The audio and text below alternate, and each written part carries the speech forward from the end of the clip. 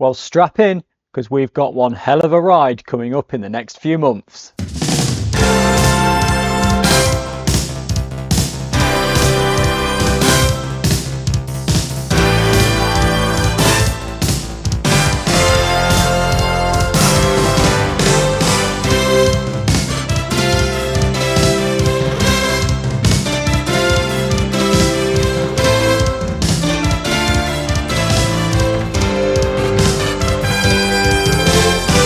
Yes, welcome along to this week's Women's Football Chat. My name is Chris Gansby. I'm here every Thursday at 6 p.m. bringing you the very latest from the third and fourth tiers of women's football here in England. This is the show dedicated to the FA Women's National League. And, well, although this week is, should anyway, be relatively straightforward, from next week onwards there are so many competitions taking place that all the fixtures are going to start chopping, changing, moving around, getting postponed, and everything's going to be difficult to keep track of, which is why you need to be here every Thursday at 6 p.m. so that you can stay up to date with everything that's happening. Over the next 7 weeks or so, we've got league fixtures, we've got FA Cup, we've got League Cup, we've got League Plate, we've got County Cup. It's all going to be presented to you over the next few weeks. But we will look into that in a few moments' time. What we're going to do first is look back on what was a very short programme of league fixtures in the FAWNL last weekend, because the majority of the teams in the FAWNL and its 6 divisions were in Cup or Plate action. So there were just, over the course of the entire weekend, just 3 games. 1 in Division 1 Midlands, 1 in Division 1 South East, and 1 in Division 1 South West. So won't take very long to go through this and the league tables. Let's start with Division 1 Midlands. Barnsley Women's 5, Lincoln City 0. A hat-trick for Jodie McAllister, as well as goals for Louise McCready and Jemima Jarvis with the goals for Barnsley Women. What that means for the Division 1 Midlands table is that they move up into the top half. They are now 6th, 3 points ahead of Boldmere St Michael's, but Boldmere St Michael's have that game in hand on them. Everywhere else in the table is exactly the same as we brought it to you last week. Division 1 South East, AFC Sudbury and London Bees, they played out a 0-0 draw, which means the Division 1 South East table stays exactly the same. London Bees remain 7th, AFC Sudbury remain 8th. What they have done is move from 8 points each to 9 points each, so it's now only goal difference that are keeping them behind Dulwich Hamlet and the top half of that table. And then in Division 1 South West, Bristol Rovers 3, Southampton Women's 0. Goals in this one, a couple were really late as well. In fact, they were all really late when you go on to full time. Rhiannon Bourne-Hallett scoring in 90 plus 2. Poppy Winnell then scoring in 90 plus 3. And Bourne-Hallett again scoring in 90 plus 8. So Southampton Women must have felt that they were going to get their first points of the season, and then they end up losing 3-0 to 3 stoppage time goals in the last 6 minutes of the game. What a way that Bristol Rovers finished that game. And what that means is that they now climb up to 3rd in the Division 1 South West table, above Moneyfields. You will see there, games played the same, goal difference the same, points the same. So I was having a look at this, and based on every single tiebreaker available right now, because they've not played each other, they are matched. Same points, same goal difference, same number of goals scored, same number of wins. And then the only other tiebreaker is the head-to-head results, but they've not played each other yet. So Bristol Rovers are 3rd because they begin with a B and Moneyfields begin with an M. That's the separator between those two sides at the moment. Of course, they are not even a third of the way through the season yet, so it's not something we really have to worry too much about at this stage as to who is 3rd and who is 4th. The important thing for both of them is that they are 9 points off the top of the table with a game in hand. But that now has us at the end of not only this week's results in the league, but also at the end of September for league results, which means for the first time this season we can begin to have a look at the award races as far as we can at the moment. The reason I say as far as we can at the moment is because we are missing 4, 5, 6, 7, 8, 9, 10, 11, 12, 13, 14 opposition player of the match awards from the season so far, and that has a bearing on player of the year. But let's go through then the award races so far this season. So we'll start in the Northern Premier Division. So Golden Glove is currently being held by Emily Batty of Nottingham Forest with 4 clean sheets. Second place is Rebecca Thomas of Wolves and Anna Miller of West Bromwich Albion with 3 each. Kirsty Livell of Burnley and Nyla Petterkin of Rugby have 2 each. So that's your top 5. In terms of the Golden Boot, Yasmin Mosby of Rugby and Amber Hughes of Wolves both have 9 each.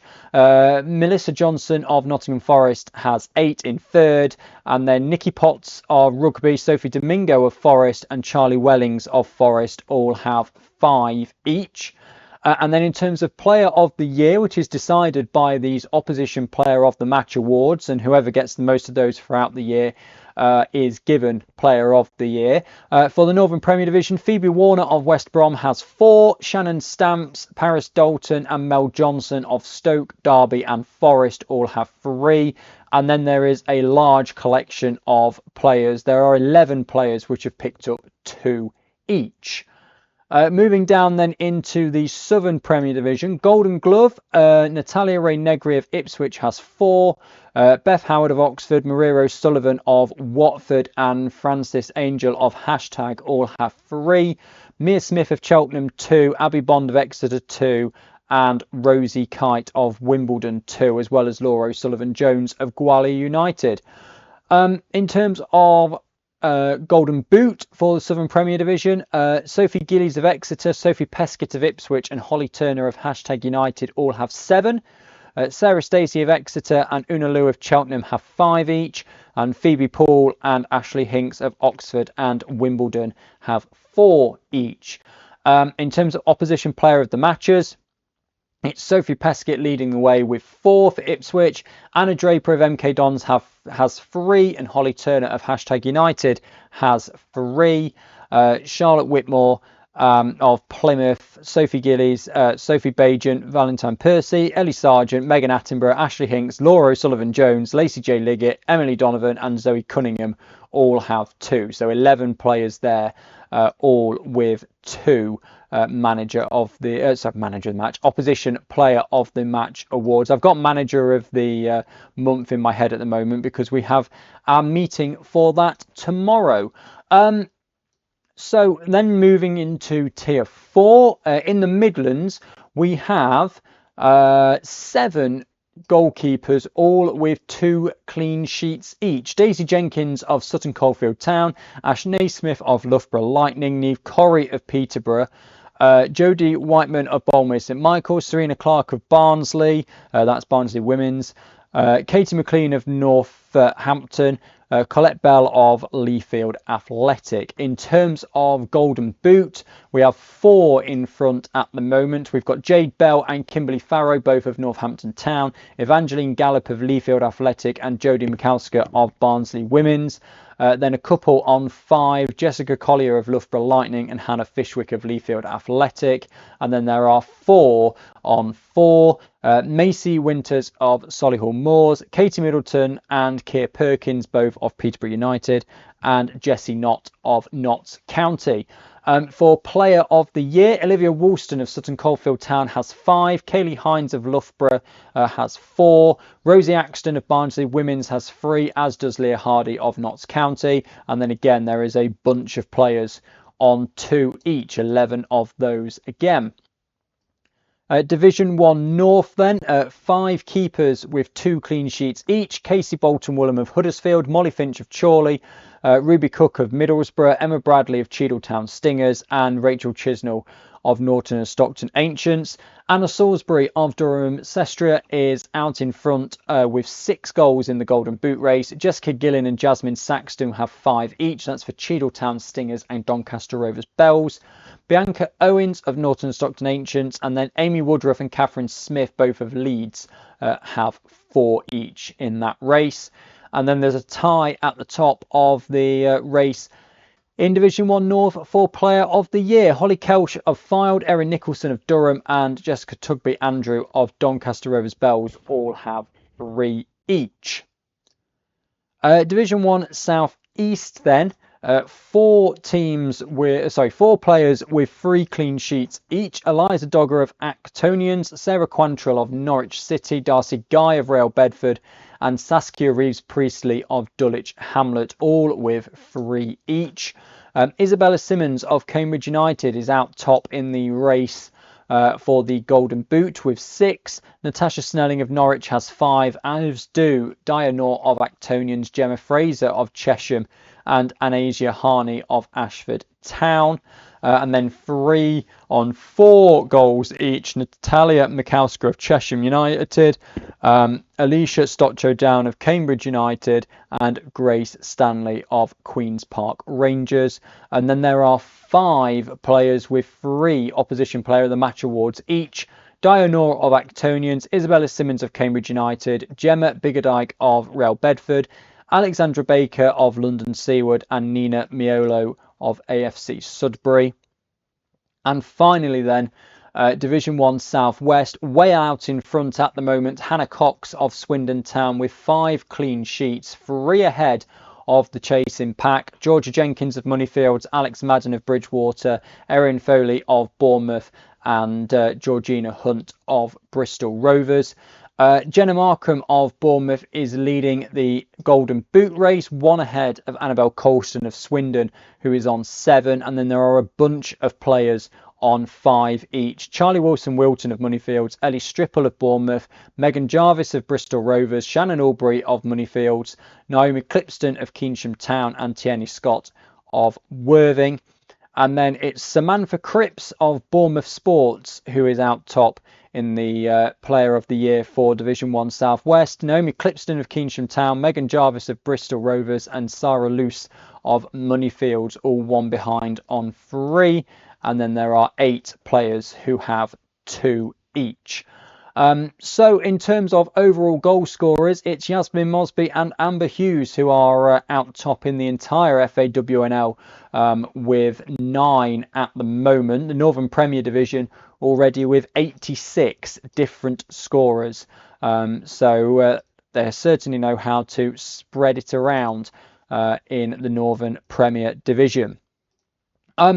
But that kind of covers the league, really, over the past 7 days. So what we're going to have a look at now is the Cup, because there is plenty going on here and some dramatic results in the Cup. Let me just move myself out of the way, put myself there, and then you can just about see me there underneath the asterisks. Great effort from Cheadletown Stingers, who only lost by a 1-0 to Nottingham Forest. Sophie Domingo in the 82nd minute with the only goal of the game in that one. Forest took them such a long time to break Cheadle down, and Cheadle really should be holding their heads up high in that one. Middlesbrough 2, Leeds United 0. Goals in this one to Millie Bell and Ellen Turnbull for Middlesbrough, and that was a all Tier 1 North affair. Liverpool Feds, though, getting the better of Rugby Borough. Now, this was in some respects down to Rugby going down to 10 in the 19th minute when Saskia Morris was sent off. However, at the time of the sending off, Liverpool Feds were already 1-0 up in that game. Emily Cole in the 8th minute had given them the lead, and Liverpool Feds, we've seen from the Northern Premier Division table, have got a very good side this year. And yes, okay, the playing against 10 would have made things slightly easier for them in this cup fixture. But it shows that, particularly in the Northern Premier Division top half battles that they're going to have, that they really cannot be taken lightly in these fights. Peterborough United 3, Worcester City 0, another win for Peterborough. Niamh Connor in the 6th minute opened the scoring. Emily Melly in the 18th added a second, and Renee Bennett with the third before half time. So Peterborough with 1 foot in the second round before the second half had even started. But one of the games of the day, West Bromwich Albion 0, Northampton Town 0. It finished 3-3. And then, well, now you see, this is where you've got to pay attention to full time. It finished 1-1 at the end of 90 minutes. It's been put down as 0-0. But Simran Jamat in the 60th minute got cancelled out by Amber Pearson in the 81st minute. So 1-1 at the end of normal time. Then in added time, it was 2-2. 4th minute of extra time, Ellie May put West Bromwich Albion in front, but that lasted for just 3 minutes until Mia Richards put Northampton back level at 2-2. Jade Bell in the 108th minute then put Northampton in front, but Jamat again in the 118th minute, just 2 minutes from the end, put West Bromwich Albion level again, 3-3, and then West Bromwich Albion winning by 3-2 on penalties. Burnley only beating Sutton Coldfield Town by a 0-0. Great effort again from Sutton Coldfield Town. And it was an own goal in the 22nd minute that was the difference between those sides. So Burnley didn't actually score themselves in that game. It was Sutton Coldfield who did the work for them in a Tier 4, Tier 3 battle there. Huddersfield Town against Hull City. Hull City and Huddersfield Town, they swapped in the off-season with Hull City getting promoted, Huddersfield Town getting relegated. And it was the Tier 3 side that came out on top in this one. Madison Green in the 11th minute putting them in front, with Leah Embley in the 26th minute equalising. And that's how they went in at half-time. But Hope Knight 5 minutes after the restart, and Shakala Brooks in the 82nd minute, giving Hull the 3-1 win. Stoke City beat Barnsley comfortably by 5-0. Millie Ravening in the 20th and the 68th minute. Tamara Wilcock in the 46th. Shannon Stamps in the 73rd. And Delphi Cole in the 81st. And Ipswich Town, the long trip over to Exeter resulted in progression in the Cup, with Ella Rutherford in the 12th minute putting them in front. Sarah Stacey in the 39th got Exeter's only goal, but Isabella Fisher in the 86th minute got one for Ipswich as well. It was an own goal in the 57th minute as well in that game. That's the missing goal on full time at the moment. Tier 4 beating Tier 3, Real Bedford winning by 2-1 against Gwalia United. Gwalia were in the lead in this one with 20 minutes to go. Corey Williams-Mills in the 45th minute had put Gwalia in front, but 2 goals relatively late on. Nicola Puddick in the 72nd minute, and then Sophia Stovold in the 88th minute gave Real Bedford the 2-1 win. 4th tier beating 3rd tier in the Cup. Queen's Park Rangers 2, Swindon Town 0. Goals in this one, 1 either side of the half. Paige Holley in the 44th minute and Anna Dizyak in the 60th minute with the goal for Queen's Park Rangers. And then the other game to go to penalties. Billericay Town against Oxford United, 3-3. In this one, Oxford had taken the lead very early on. Ruby Seeley in the 5th minute, Zoe Barrett in the 68th minute with the other goal for Oxford, but 2 for Ella Horton and 1 for Breon Grant gave Billericay Town their 3 goals, and it was a late one again, much like the other game. 118th minute for Sarah King to pull Oxford back level, and the game went to penalties, but Billericay Town victorious by 4-2 on penalties. Maidenhead United 1, Plymouth Argyle 4. There is no information on the Maidenhead goal unless it was an own goal again. No, it doesn't say. There's just no information on the Maidenhead goal up on full time. But Plymouth Argyle, 3rd minute Catherine Dixon, 44th minute Ava Kukin. 52nd minute, Charlotte Whitmore, and 83rd minute, Ellie Sara. Relatively comfortable in the end for Plymouth Argyle, who were 2-0 up at half-time. And then went on to win 4-1. Moneyfields getting the better of Dulwich Hamlet by 2-0. Kimberly Fuller in the first half, Amber Howden in the second half for Moneyfields.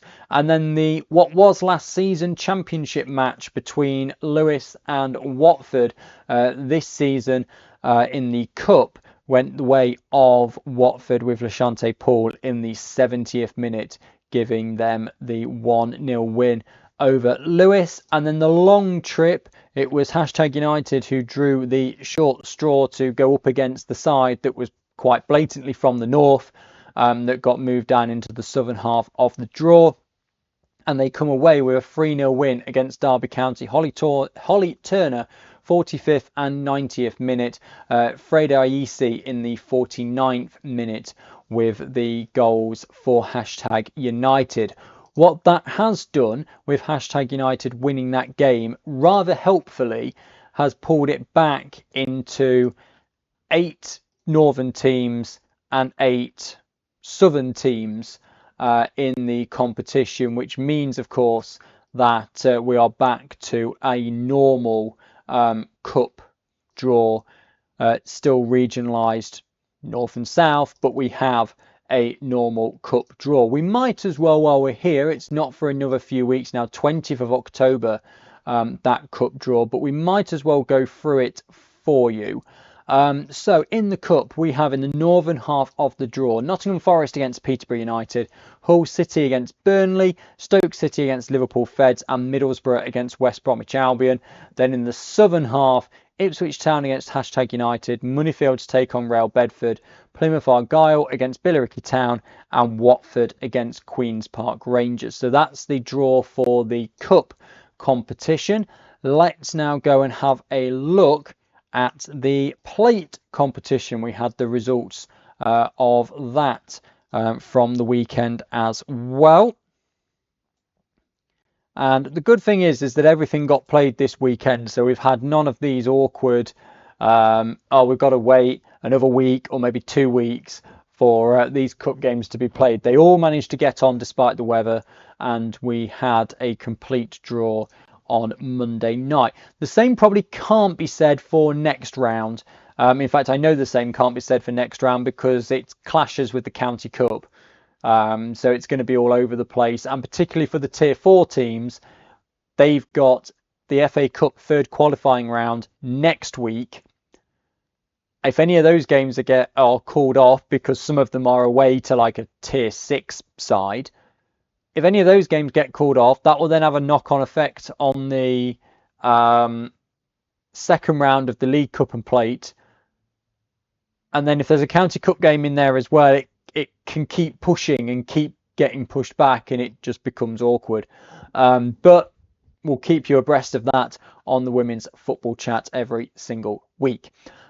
Right, Plate, first round. A couple of fixtures less in this because there were some walkovers in this one. But AFC Wimbledon beating Cheshire United by 7-0. Lita Rutherford opening the scoring in the 7th minute. Followed quickly by Hannah Mackenzie in the 15th, Emily Donovan in the 17th. So already 3-0 before the 20-minute mark. Leanne Bell in the 42nd minute. Ashley Hinks in the 45+1. So 5-0 at half-time. Then Sherelle Castle, 54th minute, and Bell again in the 85th minute. 7-0 Wimbledon win that one. We have Academy side in the next round. Charlton Athletic beating Bournemouth Sports by 1-0, but a great effort from Bournemouth Sports.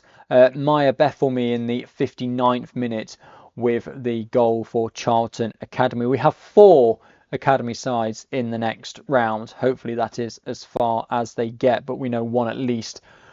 We'll get further, we'll cover that in a moment. Cambridge United, though, they beat their Academy side. Molly Cooper with the only goal of the game as Cambridge United beat Bristol City Academy by 1-0. Quite a late goal from memory in the final 10 minutes there for Cooper.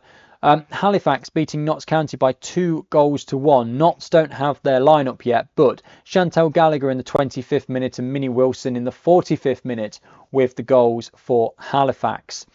Lincoln United lost to Aston Villa Academy by 4-1. A hat-trick for Mia Sorrentino, 13th, 24th and 82nd minute. Louisa Pusitasham in the 70th minute with the other one for Aston Villa. Alice Hayes in the 53rd minute with the only goal for Lincoln United. London Seawood had difficulties with their pitch. And because of that, they couldn't play their game against AFC Bournemouth. And because of that, London Seawood forfeited the fixture. And Bournemouth are through to the next round of the plate without having to play. Loughborough Lightning 4, Norton Stockton Ancients 1 after extra time. Dramatic end to this game with Loughborough Lightning just pulling away really in extra time. Ella Jarakawi in the 4th minute had put Loughborough in front, but Eve Marshall just 6 minutes from time equalised for Norton Stockton Ancients, took it to extra time, and then in the 14th, the 16th and the 24th minute of extra time, 1 for Emily Jacobs and 2 for Zinnia Delglin in the extra time period, means Loughborough Lightning win by 4-1. Leicester couldn't field a side against Manchester United, so Manchester United's academy get the home walk over there. So that's 2 academy sides through. Sorry, 3 academy sides through already. Norwich City 3, Milton Keynes Dons 2. Close one here for Milton Keynes Dons, but Norwich City make the progression into the next round. Only one of Milton Keynes Dons goals have been put on the system. Annalise Jakovides on the hour mark there. 2 for Laura Densley and 1 for Tamsin Medgill for Norwich City gives them the 3-2 win. Southampton Academy beating Ashford Town 3-0 is the 4th academy side through into the next round. Lucy Chad's 54th minute, Natasha Edebhulu in the 57th and Sophia Mallon in the 92nd minute with the goals for Southampton. Durham Sestra of Tier 4 beating Sporting Cowser of Tier 3 by 2-0. 45 plus 2 for Daisy Clark and 90 plus 6 for Erin Nicholson. Means that Durham go through by 2-0, but Stockport County beating Liverpool Academy by 2-1. Libby Birmingham with the goal for Liverpool, but Emily Bradshaw in the 18th minute and Elizabeth Hamer in the 85th minute, the goals for Stockport County. And another PGA side is out of the competition. Final 4 then, Wolverhampton Wanderers 3, AFC Fylde 0. Goals in this one to Abby Lloyden in the 61st minute, 2 though for Beth Merrick, 30th and 72nd minute. Worthing convincing winners over Keynsham Town, 7-0. 6th minute for Rebecca Bell, 26th and 61st minute for Danielle Lane, 46th minute for Holly Talbot Smith, 73rd minute for Tierney Scott and 81st minute for Sophie Humphrey. That, though, is only 6 of the 7. I assume there is, I'd assume there's an own goal, but we don't know because it's not on full time. But Worthing winning by 7-0. Actonians, they beat Chatham Town by 1-0 away from home. Dyer Noor with the goal for Actonians. And finally, Cheltenham Town winning away at Boldmere St Michael's by 4-1. Goals to Libby Bell, Doris Greenwood, Emily Owen and Connie Pengelly for Cheltenham. And the 1 goal for Boldmere St Michael's coming to Grace Gregory. So, draw for the second round of the WNL Plate. Halifax against Loughborough Lightning, Stockport County against Durham Sestra, Cheltenham Town against Wolverhampton Wanderers and Aston Villa Academy against Manchester United Academy. Norwich City against Actonians, AFC Bournemouth take on Worthing, Cambridge United host Charlton Athletic Academy and AFC Wimbledon travel to Southampton Academy. So 4 academy sides remain. 1 is guaranteed to get knocked out in this round before the quarterfinals. We'll see if that's Aston Villa or Manchester United. But we are down to 4, which is 4 more than we'd like, but no, they are getting down there. I just hope that with 12 FAWNL sides and 4 academy sides, 4 academy sides, that when it gets to the final, it's just 2 FAWNL sides. So that does it for all of the results from the past 7 days. The draw again on Monday evening was done by Girls United FC over on Instagram again. Draw didn't quite go without a hitch. There was some difficulty in the second half of the cup, in the southern half, where apparently they drew the ball from the wrong bag. It didn't really make, well, in the end it didn't make a difference because they drew number 3, which they said was Ipswich. But the league wanted them to draw from the other bag that was numbered 9 to 16.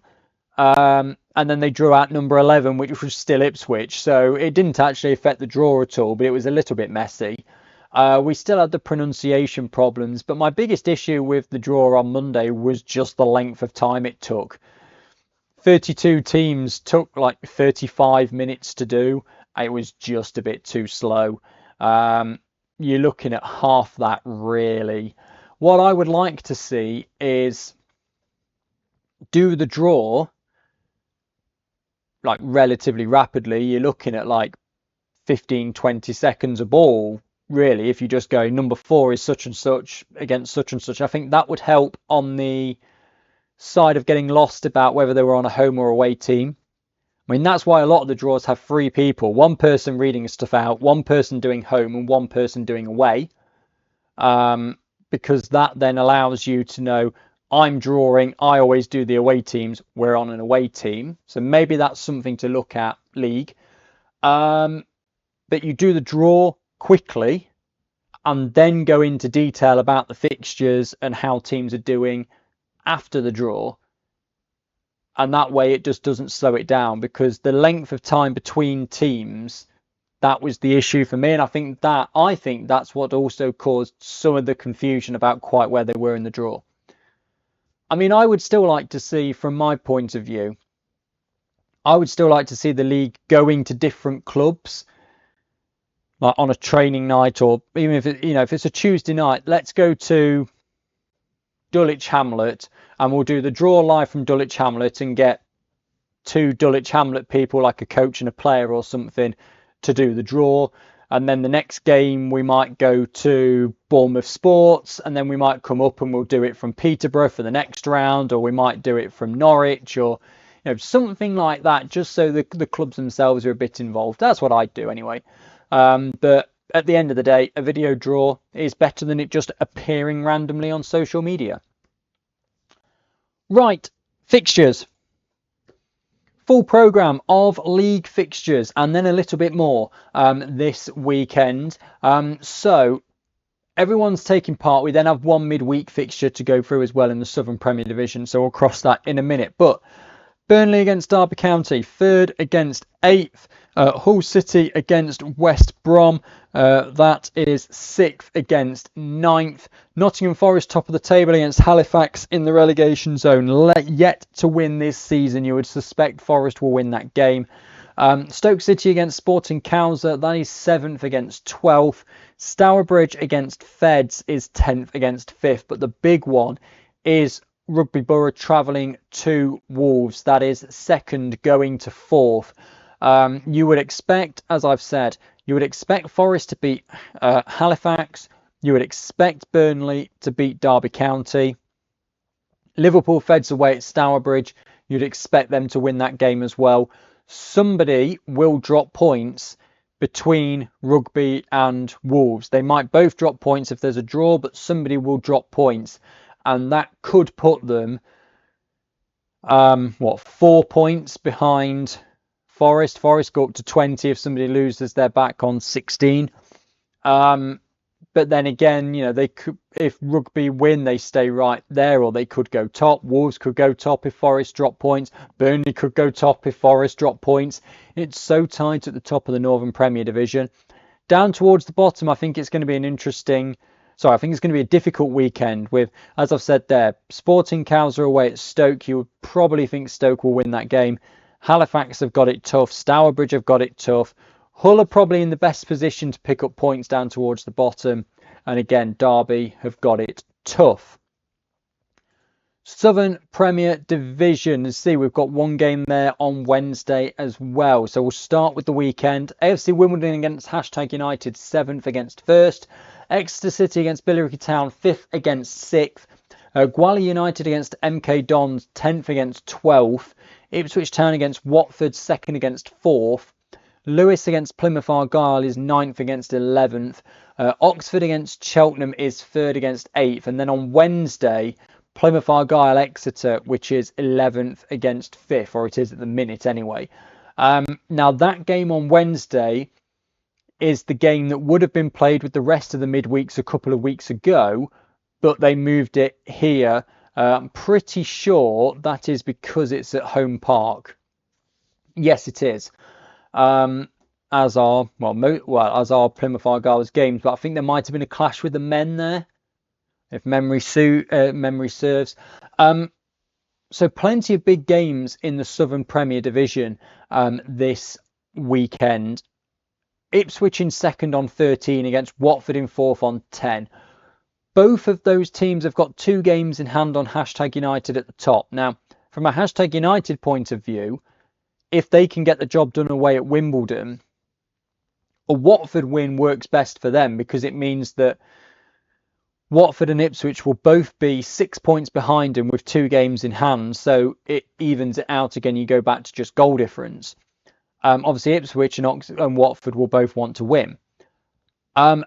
Also, down towards the bottom, Gwalior United 10th, MK Dons in 12th. MK Dons, they only narrowly lost to Norwich, and they did get a point a couple of weeks ago, so it's not a done deal that that's a win for Gwalior United, or they could really do with it.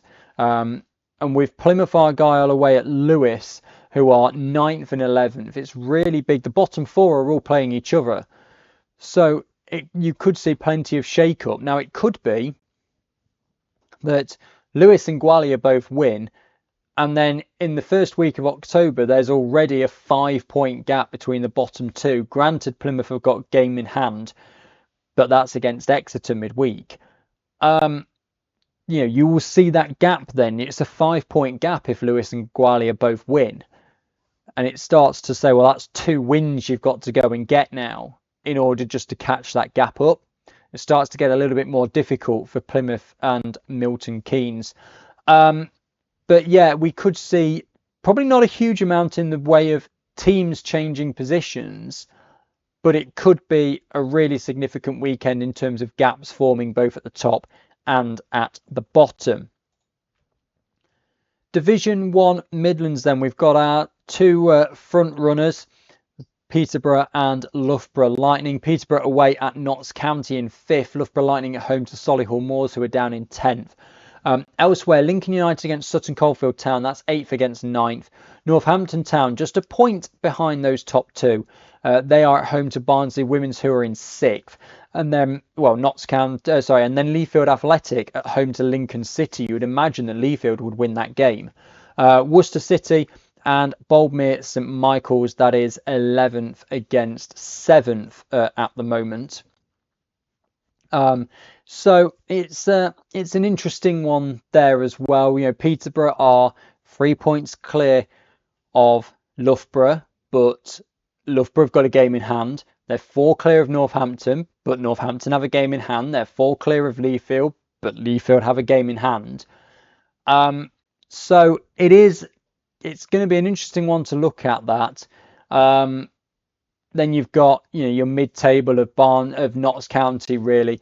Notts County, yes, they've got a game in hand, but they're already 7 points back. I think it might be difficult for them to mount too much of a challenge this year. I think the likes of Peterborough and Loughborough are too strong, but Notts County have got a great foundation for their season.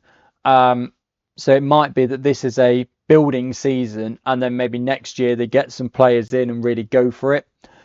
Barnsley Women in 6th, Boldmere St Michael's 7th, Lincoln United 8th, Sutton Coldfield Town 9th, and so on and so forth down towards Lincoln City, still yet to get a point, and they're away at Leafield Athletic this weekend. That's going to be tough for them.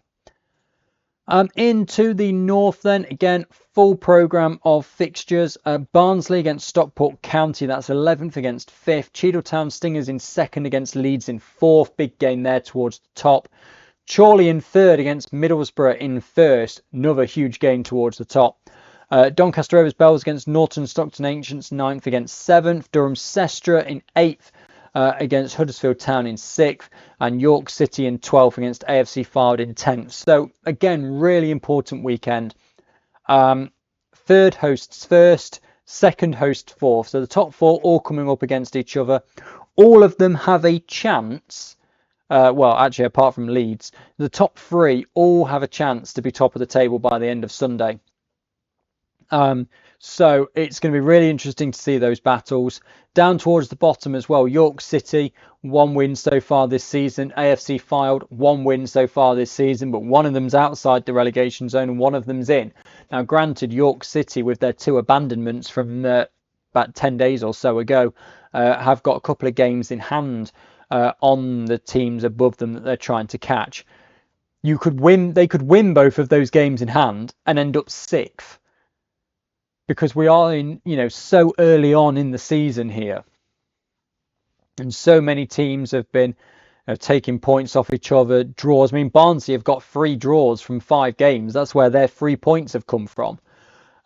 So it is so tight towards the bottom of Division 1 North that we could see quite a bit of a shake-up there with the teams playing each other, similarly towards the top.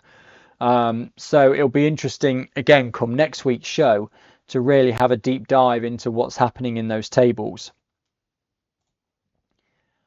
In the southeast, we've got Ashford Town against AFC Sudbury. That is 12th against 8th.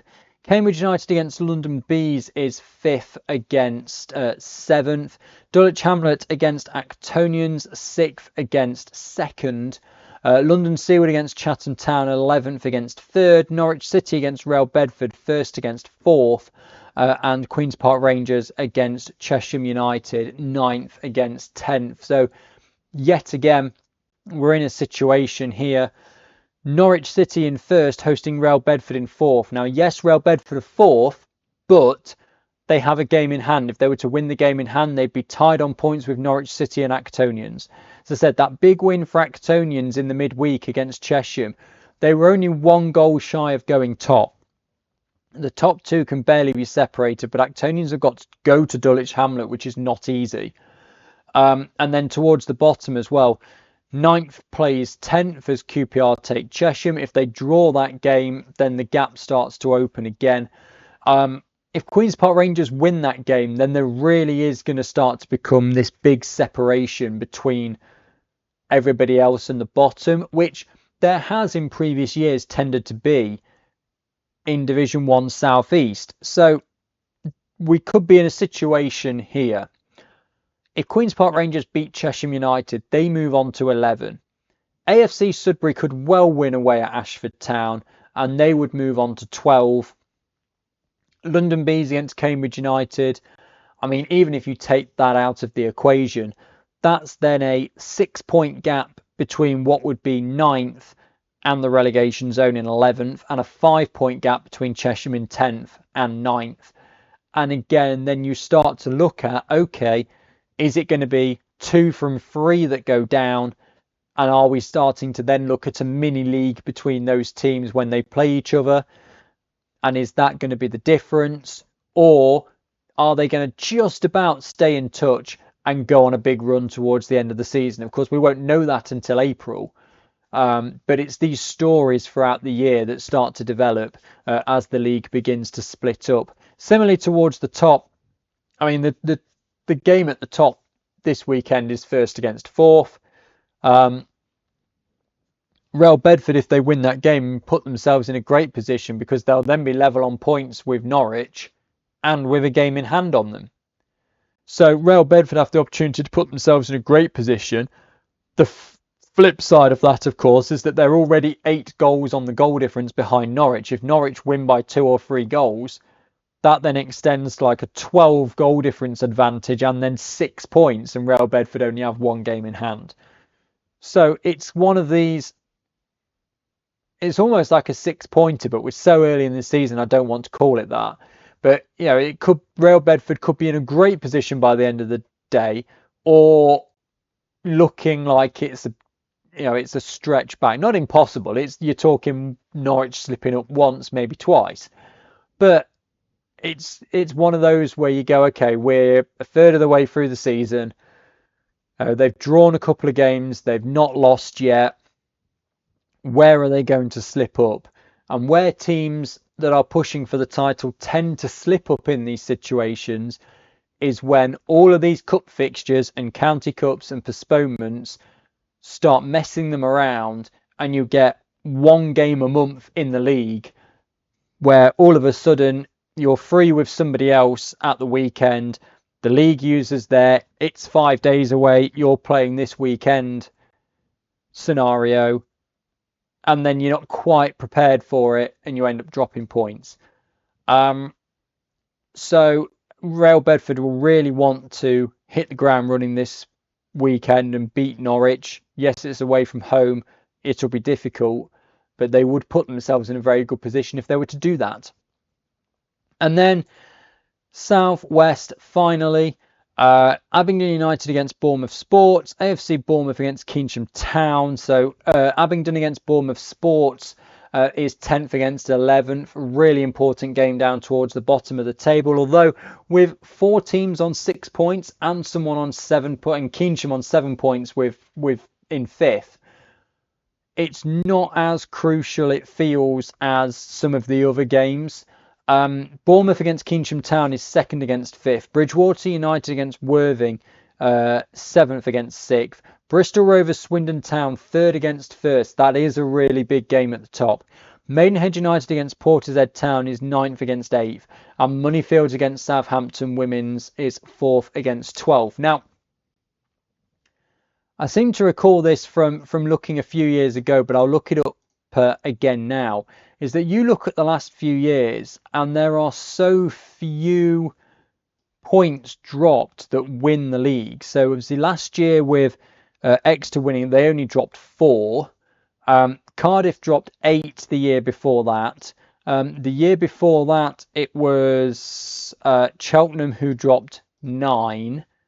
Then in 2021 it got postponed. Then in 1920 everything got cancelled and the whole season was voided.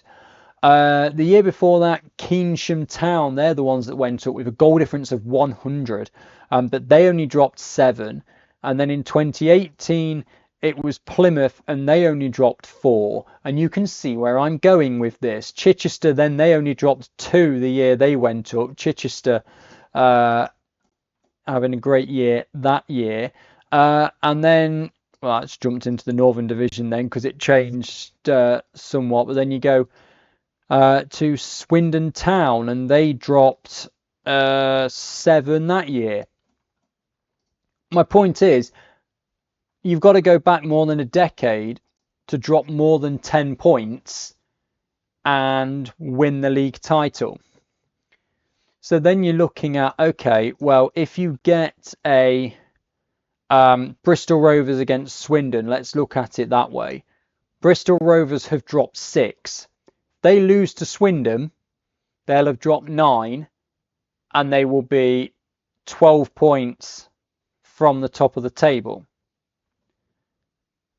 Yes, you can claw that back, but you'd have to be pretty much perfect, if not perfect, by the end, between then and the end of the season. Now, Bristol Rovers coming into this season, maybe I'm wrong, they didn't come on over the summer, but wouldn't have been thinking about shooting straight into Tier 3. They've just found themselves in this position. But Swindon are playing so well, it's already that top 4 and then everybody else. Yes, Worthing have got like 3 in hand on Swindon, but even winning those would just put them up to Bournemouth's level, but Bournemouth have got 2 in hand. Again, we're looking at mini leagues. Are we looking at a 1, 2, 3, 4 mini league and then everybody else? It's difficult because in Division 1 Southwest, we had all these postponements and all this problem at the start of the season, which means the games played are all over the place. Some have played 4, some have played 7, so it's less clear what the table is like. But I think this weekend will make it much clearer again. Again, you're running that danger. If Abingdon beat Bournemouth Sports, then you've got a 5-point gap between relegation and everybody else. You would imagine that Bournemouth would beat Keynsham to keep that pressure up on Swindon. Bristol Rovers against Swindon is a perfect opportunity, particularly in Bristol, for Swindon to drop points and Bournemouth to try and capitalise on that. And then Maidenhead and Portishead are 9th and 8th. If one of them wins that game, they can catapult themselves into the top half of the table, make it an 8-point gap to the relegation zone already. And then you're looking at it like, well, are they going to get enough points to challenge us? We might have done enough already by the first weekend of October. And we're just going to jump in here with some post-recording news that's breaking that's going to slot into the show here. And this has come from Tom Blamires, who is the one of the members of staff at Solihull Moors women's first team. You'll remember it all came out a few weeks ago when Alex Lydiard of Solihull Moors women came out and gave their statement about the treatment of the game and how they couldn't train where they needed to and didn't feel as though they were part of the club. And there's plenty more to go into with that. Well, it's now come out from Tom Blamires that him and the rest of the coaching staff at Solihull Moors women, it says rest of the staff at Solihull Moors women's first team, have made the decision to step away from their roles with immediate effect. Although we are all very grateful to the foundation for the opportunities and experiences gained, we feel it is time for us all to move on. To the players that we have worked with over the last 3 years, thank you. It has been a difficult and equally enjoyable journey stabilising the team in an ever-improving league. We are proud of what we managed to achieve along the way, especially finishing 6th last season, the highest finish in the team's history. For the players, and he's always done what has been with good intentions to do what's right for the players and staff he works alongside. He's more determined than ever to drive positive change for every girl and woman who currently plays or will do in the future, so they have the right environment and opportunities to succeed and enjoy the game that we all love. So this, as we've mentioned, has come off the back of a couple of weeks ago Alex Lydiard coming out and saying that they weren't able, they had to forfeit, you'll remember, the cup game against West Brom because they couldn't secure a pitch and it resulted in a big fine. Now they've been given the same situation for their league fixture against Worcester City coming up in a month or so time, and if they're forced to resign they could get a points deduction, another fine, and apparently Solihull Moors wanted to charge £2,600 to allow the women access to the men's pitch. So again, I mean, the statements are very powerful. If you go on W Football Chat, I've linked to the statement when it first came out on the 20th of September, so you can go and read the whole statement there. But I kind of I commend the coaching staff are all saying that this isn't good enough and all leaving, and Solihull Moors are now coachless as well as sometimes struggling to find a pitch to play on, which again, as Alex says in her statement from a few weeks ago, would any men's team be put in this position? I find it difficult to believe that they would. Solihull Moors currently 10th in Division 1 Midlands. They do have a game in hand on a couple of teams above them, but they are just 1 point above the bottom two. So we'll see what happens around that. The last time, after the statement from Alex Lydiard came out, Solihull Moors then put a statement out. They may well do a similar thing here with the entirety of the staff leaving. The first statement didn't go down particularly well. Let's see if the second one does. But at W Football Chat for all of the latest updates on that as and when they happen. It's a full programme of games this weekend, which means there will be plenty to talk about next week. Next week also, as you can see on the board, Tier 3 have a full league programme. Tier 4 is all in blue because it is the third qualifying round of the Women's FA Cup next weekend. Some teams from as low as Tier 7 still in the competition and taking on FAWNL sides in the third qualifying round. Tier 3 sides come in the first round proper, and of course they all want to get to Tier 4 and the Super League side, to round 4 and the Super League sides coming in to the competition. But that'll about do it for this week's episode of the Women's Football Chat. Thank you very much for watching and or listening. Get www.womensfootballchat.wordpress.com is the place to go for the latest articles and news, but at WFootballChat is the place where you get up-to-date information about everything going on in the FAWNL. I'll be back next week where I imagine we will also have the shortlist for the Manager of the Month awards for September as well, and I say I imagine we'll have that because our meeting is tomorrow. But I'll be back next Thursday at 6 p.m. to bring you all the very latest from those crucial games across the country in the FAWNL. But for now, goodbye.